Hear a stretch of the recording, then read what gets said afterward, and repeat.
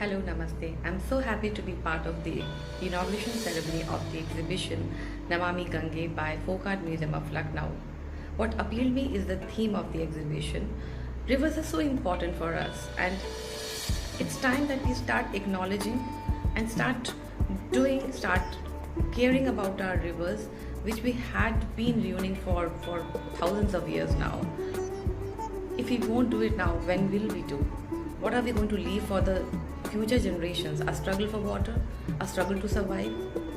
It's really nice that the museum thought of this as the theme of the exhibition, because people connect with art, they understand art, and through this art the cause has been addressed.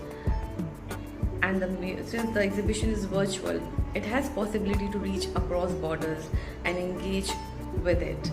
I am hopeful that people from all over the world will come and see this exhibition, and I am hopeful that we will also learn from each other, because there are some countries which have done phenomenal job in saving their rivers.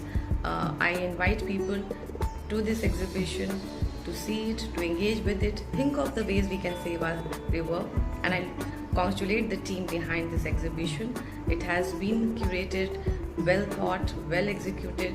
I wish them all the best, and I look forward to more such programs, and one day be there soon. I hope you all stay healthy and safe and take precautions. Do not go out without mask. Please keep taking the precaution. We need all of us to be healthy. Thank you.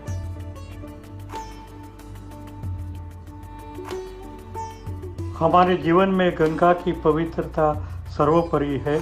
यह शिक्षा देती है कि हमारा मस्तिष्क, वचन और कर्म गंगा नीर की तरह पवित्र होने चाहिए। राष्ट्रपति रामनाथ कोविंद जी के कुछ अवतरण यहाँ मैं आपको बताना चाहूँगा। गंगा को केवल एक नदी के रूप में देखना उचित नहीं होगा। गंगा भारतीय संस्कृति की जीवन रेखा है तथा आध्यात्मिकता और श्रद्धा की वाहक है।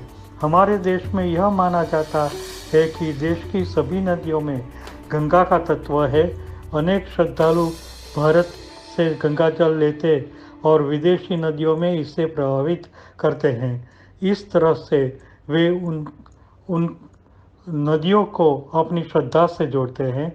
उन्होंने कहा कि गंगा विश्व के प्रत्येक कोने में रहने वाले भारतीय को अपनी मातृभूमि तथा अपने देश की संस्कृति और परंपरा से जोड़ती है।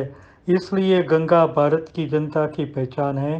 अपने देश में पर्यावरण और संस्कृति का संरक्षण व संवर्धन तभी होगा जब गंगा निर्बाध और स्वच्छ होगी।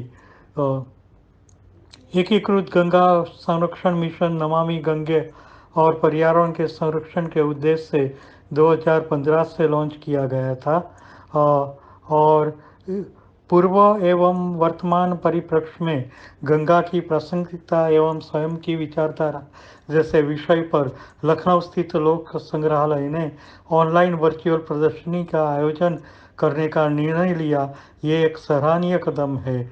मैं नंदन शास्त्री उसकी बुरी प्रशंसा करता हूँ। मैं लोक कला संग्रहालय की अध्यक्षा डॉक्टर मीनाक्षी खेमका और उनके सहकार्यकर्ता का अभिनंदन देता हूँ।